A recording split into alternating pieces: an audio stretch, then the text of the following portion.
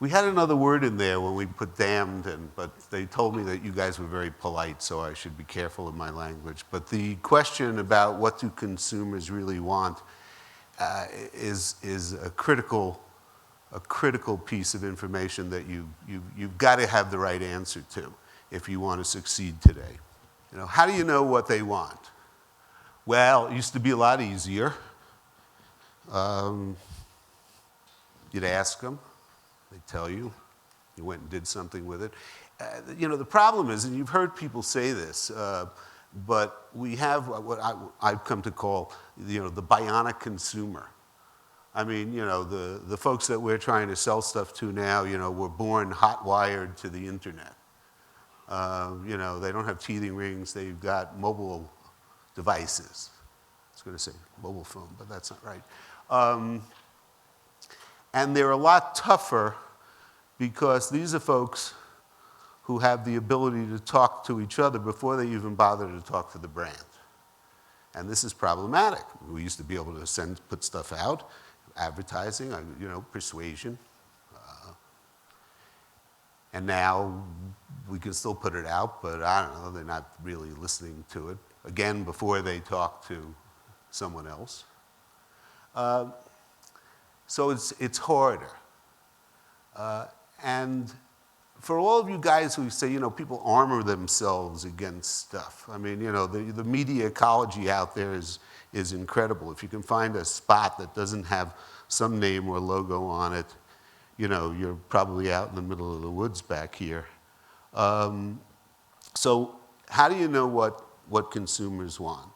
Well, I'm going to tell you a story about how people did stuff and whether it was right or it was wrong. And I'm going to tell you about McDonald's. Now, part of this is that people always go, well, you pick on these big guys, they're really big. Maybe they send someone to your house to beat you up because you're not saying nice stuff. And the reason that I pick on big companies is because they don't have an excuse not to have done it right. They have money. So you can't go, well, I'm a small company, I don't have the budget, I can't do this. I understand it. There are stopgaps, and we can talk about that, but this is about McDonald's. I can't see. How many people here have children? Which means that you would have, they can be young, they can be old, but you had children. Okay, great. About half the people. McDonald's was looking at their stores, and they were doing a kind of inventory about what was happening and what was going on. And they noticed something. Okay? What they noticed is that now all the people that have children, you're going to identify with this immediately. Those of you who are going to have children are going to identify with this immediately. Those of you who just go in and do something, wash your hands or have a cup of coffee and watch people with families are going to know what I'm talking about. What they noticed was that the parents came into the restaurants and they bought stuff for their kids. And maybe they bought a soda for themselves, maybe they bought a coffee for themselves, and they sat there. Okay? Big pattern. And they had an idea. Their idea was, they said, look at these people. They're not eating. I mean, yeah, our margin on the coffee and the soda is really big, but imagine what we could do if we could get them to buy something. But they weren't. So they said, you know what we should do? We should find out about why they're not. And so they went out and they did research. They went to whoever the people are in here that raised their hands, that had the kids, that have been in this place, that took kids, that took nieces and nephews. And they asked them, they said, why aren't you eating something? And I fall into this category as well. I mean, this was clear as crystal Canadian water for me. They said, why aren't you eating anything? And I said, well, and thousands like me said, well, you don't really have anything I want. Fair enough. And they said, if we had something you wanted, Would you buy it? Fair enough.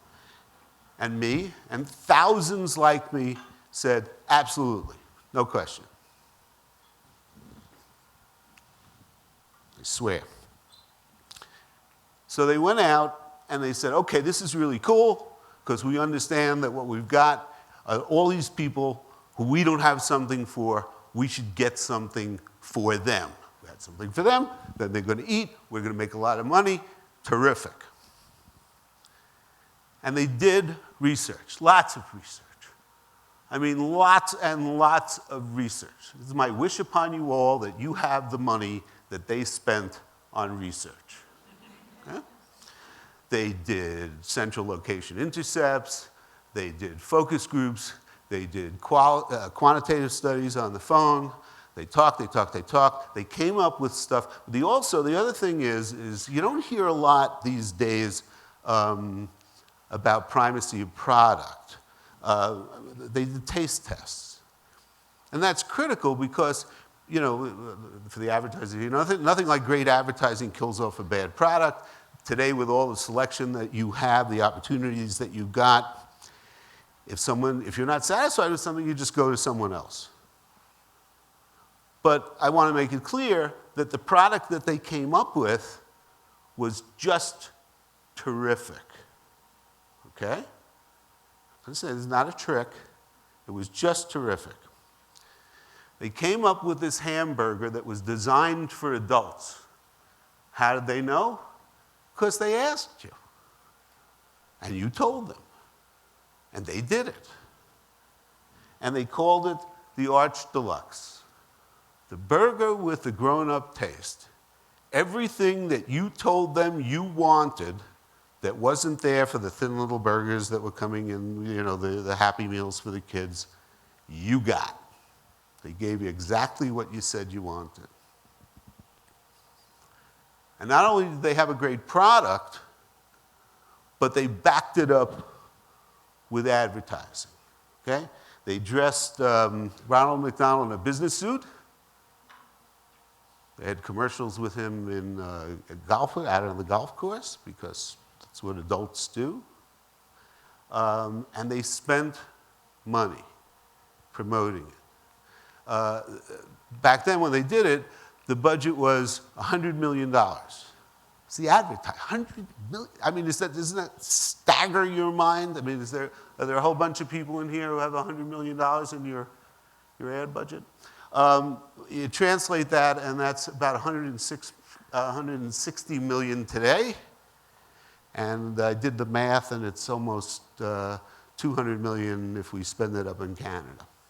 So a lot of money, a lot of promotion. Okay? So we had a product that was what you told them that you wanted. It was absolutely perfectly great from a primacy of product perspective. They supported it with stuff. They also, by the way, just to stick with what Chris and I always said, it's a bet noir, and they couponed the crap out of it. So for whatever they added price that, you know, they gave you something here, it's like almost free, you know. Just please come in and buy this. And what happened? It goes down in fast food history as one of the greatest debacles ever. Ever. I mean, you'd be hard-pressed to look anywhere in any category. Maybe New Coke matches up with this. But you'd be really hard-pressed to find something else that was so badly off-kilter. Okay, so the question is, what went wrong? Did the research? You told them what you wanted. They created exactly what you wanted. They had the distribution of the product. They had the promotion. They had the distribution outlets. What was wrong? Well, what we know, and what we knew then, and is there are a couple books that we've got. Something called the first one, Predicting Market Success. We wrote it up, and it got published. And we got a call from McDonald's, could you come out to headquarters to talk to us? Because the difference was in how they got the information. direct Q&A versus measuring emotional engagement in terms of a category, understanding what people really want, okay? And then trying to match the brand up to what they really want. Now, people go, well, you're asking questions, so that should be it, And they go, what's the difference? And here's the difference. There's a quote from David Ogilvy. So, great advertising man, great campaigns. The consumer does not behave as he says. He does not say what he thinks, and he does not think what he feels. And boy, there are a lot of CMOs out there who should have this tattooed someplace on their bodies. And it was true back then, although it was a lot easier back then, because you're dealing with a far more complex digiverse, mediascape. It's a lot tougher. So what we say is direct Q&A, ask the question, get an answer. What you're going to get is an excellent answer to a meaningless question. All done according to Hoyle, all the numbers, don't care. You ask them, and they tell you, and if you act on that, you are as crazy as McDonald's was, because it's not giving you the measures that you need. Now, emotional engagement, turn the glove inside out, emotional engagement tells us what they really think, not what they say they think. Because me and thousands like me said, absolutely, if you have something for me, this is what I want. And they're just histories of this. Now, I threw that up because they wouldn't give me the full 4 hours to do the methodological discussion with you. But I do want you to understand that what we do is not just ask questions. I mean, we have to talk to respondents, but it is measuring on a psychological basis how people engage. You'll forgive me, I generally don't work with notes, but being one of the last speakers, you hear all the other speakers, and then they say things, and you write them down. Some of them I never comment on, but some I will. Ivan yesterday made a comment about, he was talking about archetypes and storytelling. Well, the psychological process that we use is a Jungian foundation, which is one of archetypes.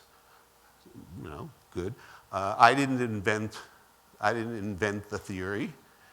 I've been telling people if I had, I would be at my island now, sipping champagne. But it's an established worldwide paradigm that's used, and we've done some really neat things to it, and you fuse that with values in a category, and you get some really nice stuff out of it. Now, just as an FYI, because I always have people later on who want to come up and talk to me about it, that's fine. We have a Brand Keys YouTube channel, and there's a little animation. If you just do Brand Keys YouTube on it, it'll come up. And there's an animation that will talk you through the process. The process, by the way, has been independently validated by everyone, so we know it works. There is on our website the Advertising Research Foundation First Opinion Review, which, to borrow equity from another brand, is the Good Housekeeping seal of approval in the research industry.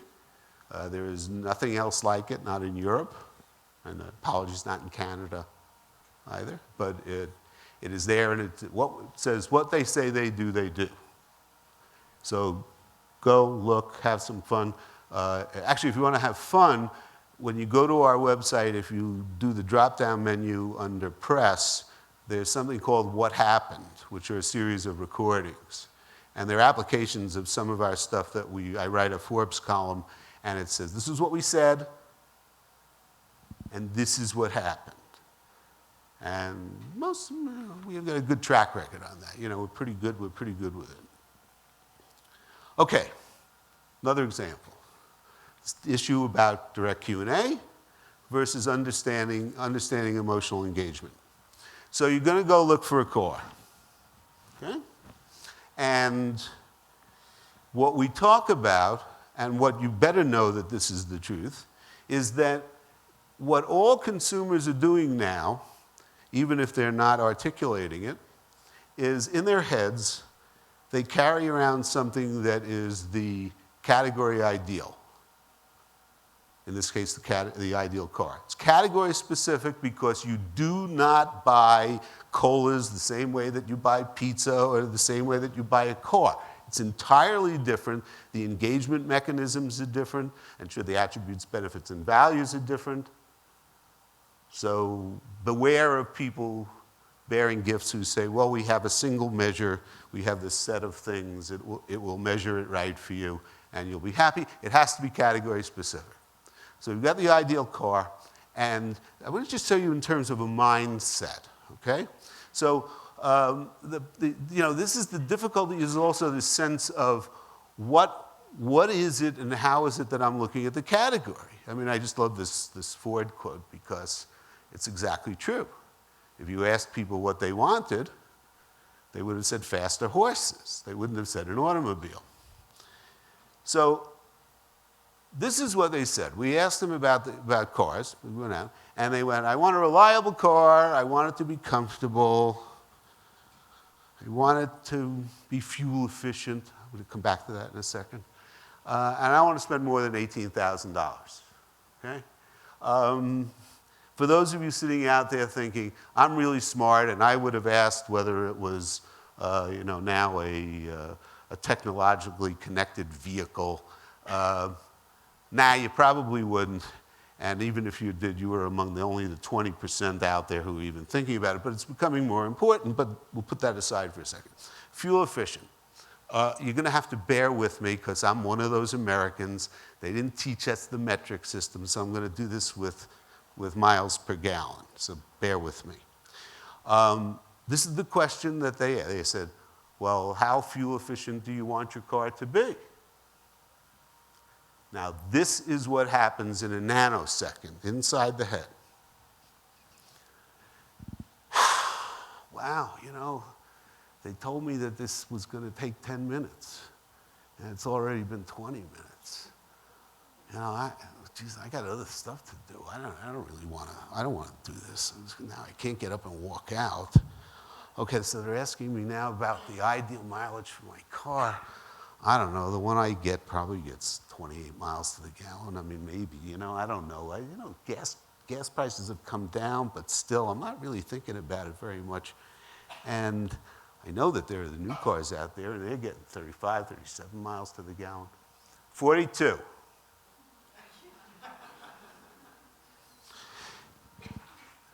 And then they add them all up, and they average it out, and they come back, and the report says, well, the ideal miles per gallon for the car would be 45 miles per gallon. But but that's not true. You guys were sitting there thinking, I want the thing on the Jetsons with the pill that you put in the car and it goes forever. I don't want to have to fill up. You would know that's what you were thinking. I mean, you don't have to admit it, but you were like, I never want to fill up again. I want it to be that good. But you weren't going to articulate that to me. And so if I told you that I had a car that would get 120 miles to the gallon, I might have to prove it to you, but you'd be thrilled, right? And it was, 3 times as much as the data told me that you were going to go with. So I do stuff according to, all the basic tenets, but asking you is not getting me the answer. Because if I listened to you, this is the car that I would have designed. I mean, you could have had it in other colors. I know, you're sitting like, I don't like red. You can have it in any color you want, but that's basically the car. My partner, Lee Benatar, and I were walking back to the hotel, and he was just, not apropos of this, just to go, look at that. And there were 2 cars, 2 different brands. Couldn't tell the difference. They looked exactly the same. If I had switched out the marks on them, you would not have known the difference. So if I listened to what you said, this is the car that I would have designed. If I knew what you really wanted against that ideal, That's the car that I would have designed. Okay? So instead of going out and selling this car and creating this car and marketing this car, the car that I would have created was this, the Mazda Miata. Now, interesting because, remember, you told me all this stuff, and I was supposed to listen to you, and it's rude to call you liars, so I won't. But now we have a car that is reliable, so we're checking off one of the things that you said. If you were over 5'10", it was not a comfortable car. It was relatively fuel efficient, and an $18,000 sticker price, people were willing to pay $5,000 to $8,000 above it just to get one. And they crammed themselves in. They're like this. So, the issue is, wow, I really have to talk to my consumers and find out what they want. But most of the stuff is pretty misleading. Okay, so there are things that people won't articulate. I buy a car like that, okay? And people say, why'd you buy the car? And I probably go, well, the kids are out of college, I just needed something for the golf clubs, I was going to take it to the club. Something like that. One phrase you will never hear is midlife crisis. You will not hear babes will think I'm hot. You will not hear a container for Viagra. What you hear is a rational side description of what it is. So the difficulty is that you are oftentimes in categories where people just don't want to articulate it. You need to get below the radar. That's why the psychological stuff that we do allows us to get there. It just isn't as simple as it used to be. So they won't articulate it. And so it's really the difference between getting data and getting insights. And when we talk about emotional engagement in a bit, but what you need to know is what's going to engage people. You really need to understand what is motivating people to see your brand better than the competition. If you know that, you have got the secret. Some people do it very well. The difficulty is that the system of return on investment on ROI is just woefully bad. People avoid it. I was going to beat up on the Tim Hortons guy with all of the citations about shares and things like that. But then he talked to me about share market and what sales were. And that's what it's about, because if there's anyone here who doesn't care about sales, then you're basically running your business as a hobby. Okay, but usually what you're looking to do is to make money. And the engagement stuff is going to tell you how to do that. And the question is, okay, so you say, well, you're so smart, does it work? We got a pretty fair record. I don't do this just out of interest. I'm just going to tell you this. People rush to the computers. We do a study every year called the Customer Loyalty Engagement Index. And it's a syndicated piece. It's a teeny bit of what we do. It looked at 64 categories, 540 brands this year. And we do it in January, and we report out in February. And there have been people who have taken this to look at. We've opened the data up to them, we've given it to them. 24/7 Wall Street took the top 11. I really have to ask why they ended up with 11, but they took the top 11 brands in terms of being able to engage customers. And then they did an analysis, and what they found was that 10 of the 11 were category leaders. Because it's an axiomatic thing that if you have high levels of engagement, people are going to behave better towards you. And if they behave better toward you, you ought to make money. Pretty simple. And so we look at how brands rank out. I mean, we can look at diagnostics and things like that, but we look at just how brands rank out. And generally speaking, in things that we know we can use reliable information, like same-store sales, the stuff correlates very highly. Who was number one usually was very high. We added some Canadian brands. We've expanded into Canada this year, working with Colt and a number of brands. First time out, Air Canada showed up number one on the list. I think we have someone from Air Canada. You should give, yeah, well, it's your airline. I mean, okay. It's number one, for God's sake. It's even a bigger hand than that for the guy. And we also do out-of-home coffee. And we've years ago we added Tim Hortons when they entered the United States, and they were always at the bottom of the list. It was either Starbucks or Dunkin'. It's a weighted thing. I know that neither did Dunkin' have the kind of distribution that they had larger distribution, but it's all balanced out. And this year we brought in some of the Canadian respondents, and the guy that does our data aggregation called me at 11 o'clock at night. He says, there's something wrong with the numbers. Yeah, you got it. He goes, Tim Hortons is like way up, because you're doing stuff like you saw this, earlier today. We've never seen anything like that in the United States. So it shows you that if you are indeed able to emotionally engage consumers, you got it right.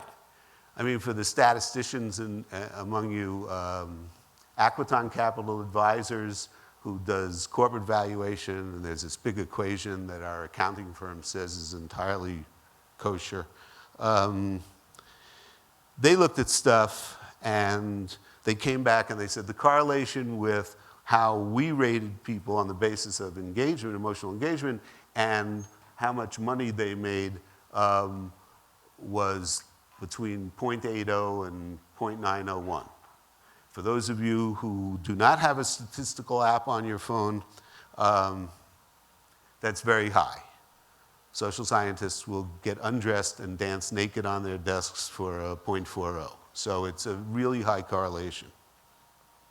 Okay, now this is the only part of the presentation where I need you to participate. This is the audience, okay? So I'm not going to come out and ask you questions. I want to ask you, do me a favor. I need you to take a picture of me on the stage. It's okay, you can throw it away later, you can, dump it later. You don't have to keep it, although I'm expecting that you'll keep it. So I'll stand over. Is this okay? All right? I want everyone to do. You all have to do it. Okay. Of those, I can't see, but I don't imagine everyone did it. But of those of you who did it, who was the person in the room with the 35 millimeter camera besides the professional photographer? No one. I mean, you wouldn't lie to me. How did you do that? Okay. We're going to get into the Wayback Machine. We're not going to go as far back as Mr. Peabody and Sherman. We're only going to go back to...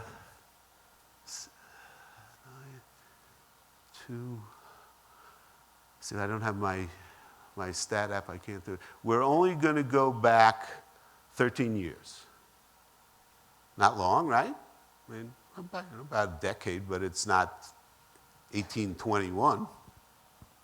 When what people had was cell phones.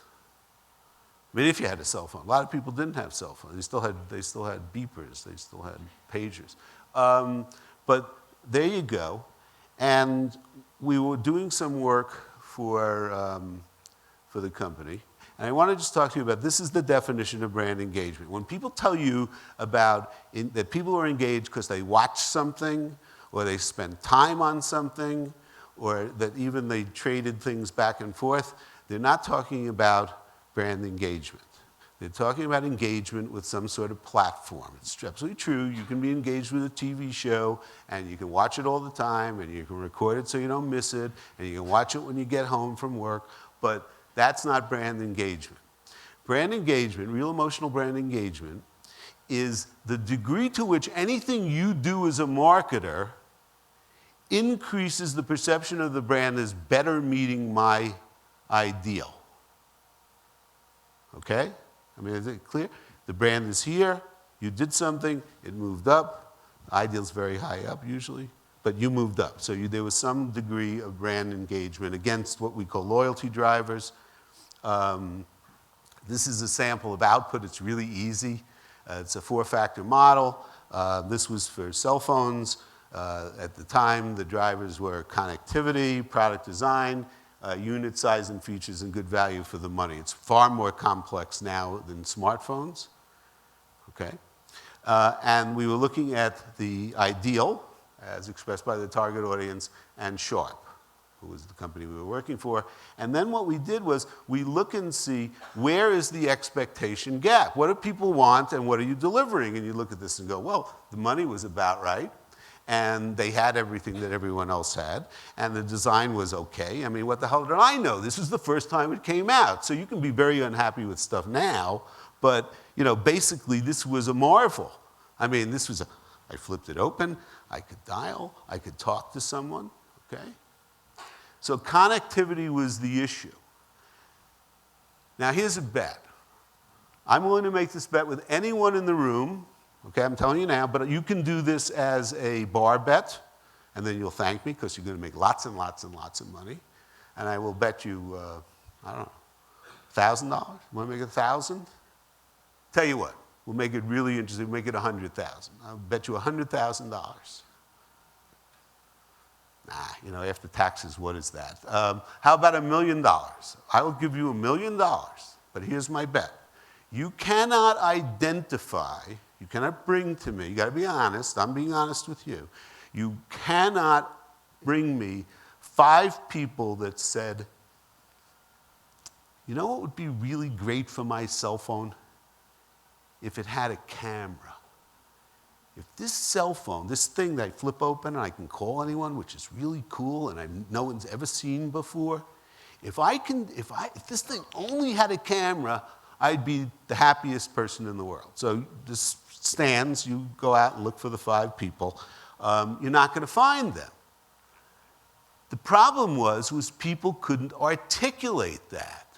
I mean, it's especially so in technology, but it's in a lot of categories. I mean, that's again, when Ivan went through the audience and he said, so what did he say? What did she say? Tell me what the feeling was. Tell me what the emotion was. And people had difficulty doing it. And that wasn't because they were stupid. And in this case, it wasn't because they didn't want to. It was because they couldn't. And if you don't think that inability to articulate flows through everything, then you're not going to do real well with your brand. So we did drill down. And what we understood was what people were looking for when they talked about connectivity, that high number for expectation was not, let me dial the phone, it goes into space, it connected me to someone, there I go. It was personal connectivity. What did it do for me? How could I more emotionally connect with people? And going through stuff, we go, a picture is worth 1,000 words. You know what? It's too bad that we couldn't send pictures. And they said, oh, we could do that. We went, really? And I go, yeah, we got this little thing. We put it in the phone. It works, it's a camera. Yeah? So connectivity had shifted in its meaning on an emotional level. Nothing more personal than a picture. I'm going to resort to the old one. A picture is worth 1,000 words.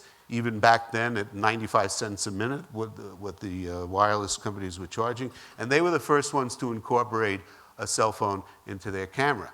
Now, having said that, you know what happened 46 days later? Anyone want to guess?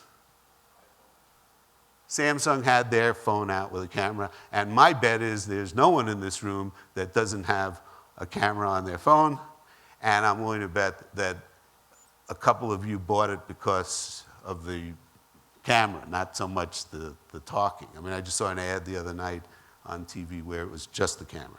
So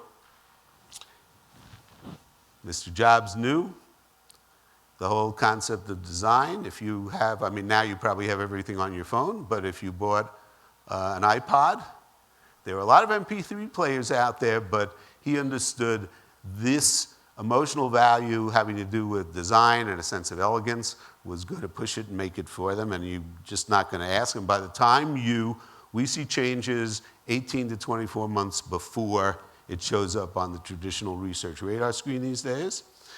The expectations are moving faster and faster. We say at the speed of the consumer, and much faster than you brands. I'm sorry, I don't mean to insult anyone. We like your business, but you are not moving as fast as these are. In the past 5 years, consumer expectations across categories have moved up 30%.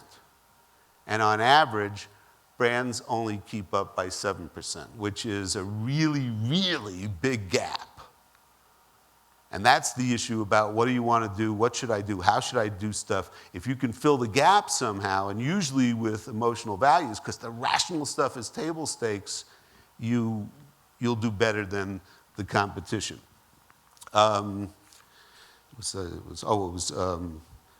Susan from Canadian Tire the other day said something about things mean something personally to you. People are going to behave better. We saw the sales jump, for those of you who here saw the chart. And my reaction was, wow, why were you surprised? I mean, we were delivering something much better than the consumers. So to close, I mean, this is the how. What it allows you to do is understand how to create great strategy against expectations. It shows you where to focus and what to do. And the I want, what I think versus what I say, I mean, there's a big gap there. So one is that emotional engagement metrics are available to you.